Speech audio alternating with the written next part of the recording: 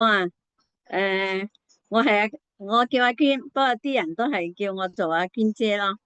係我今日咧同大家分享咧就係呢個樂麗果汁啦。誒、講翻我嗰個濕疹先。誒、今日分享就係樂麗果汁點樣令到我29年嘅濕疹可以好翻。係啊，咁我嘅濕疹咧點講咧就係隻手爛得好犀利噶。咁就我有個好好嘅朋友，20-30年嘅朋友，咁咧就佢亦都知道我嘅濕疹有20幾年，咁就好感恩佢就介紹咗我認識咗艾多美呢個王牌嘅產品落嚟果汁啦。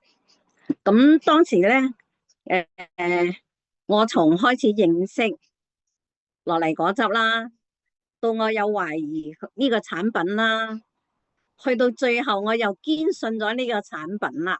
咁我而家就分享下我嘅個案個過程，點解我開始認識到抗拒懷疑，到最後堅定嘅信心去信任咗我哋嘅呢個王牌嘅產品。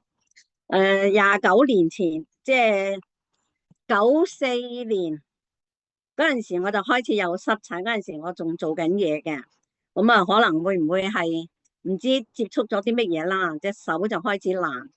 咁就喺政府嘅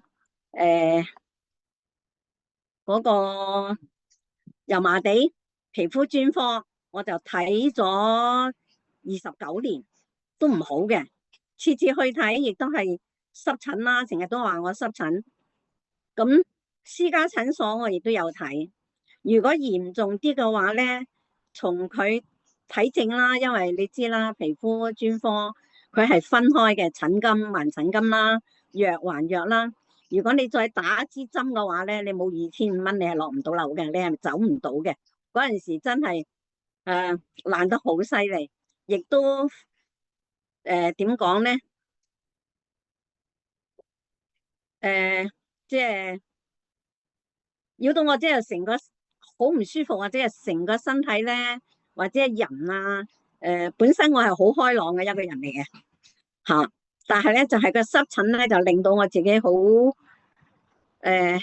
好燥啊，個人好燥啊。咁自從我認識咗呢一個樂麗果汁咧，咁我當時買咧我就唔知道點樣去用啦。咁我就睇咗個產品咧，就係話每一日咧淨係飲30ml嘅啫。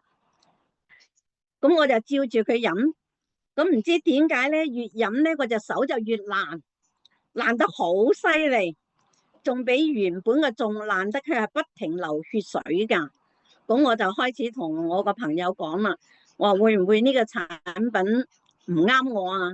點解我用到越嚟越爛嘅咧？咁我就停咗一段時間，我就冇飲到佢。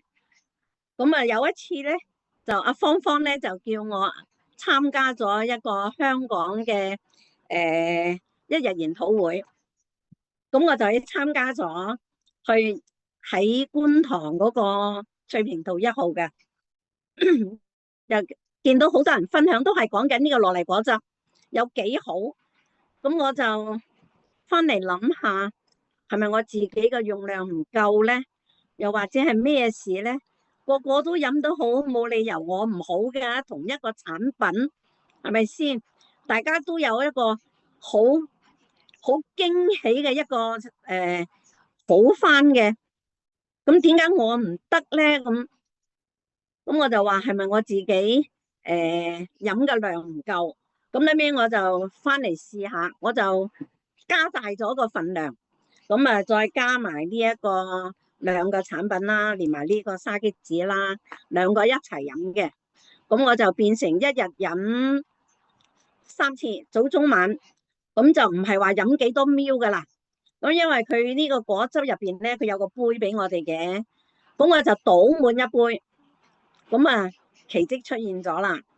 大概係2個禮拜到啦，我就見到我嘅手就開始收水，就唔會再出水同埋啲血水啦。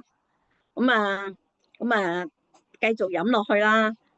飲咗2個月，奇蹟真係出現咗，我隻手就靚翻晒啦，到而家都未試過爛嘅。但係我而家都繼續飲佢嘅，所以呢個咧就令到我咧對艾多美嘅產品咧就越嚟越堅定，越嚟越愛上佢。咁我而家咧就唔係淨係單單佢啦，我已經用產品都用咗，數嘅產品都有幾十種嘅，從朝間早起身洗面到夜晚沖涼，都係用緊艾多美嘅產品。同埋所有屋企嘅用嘅嘢，全部轉晒艾多美嘅產品，係咯。我今日仲同大家分享到呢度，把咪交俾阿 Cammy 啊，唔該晒大家。好，多謝。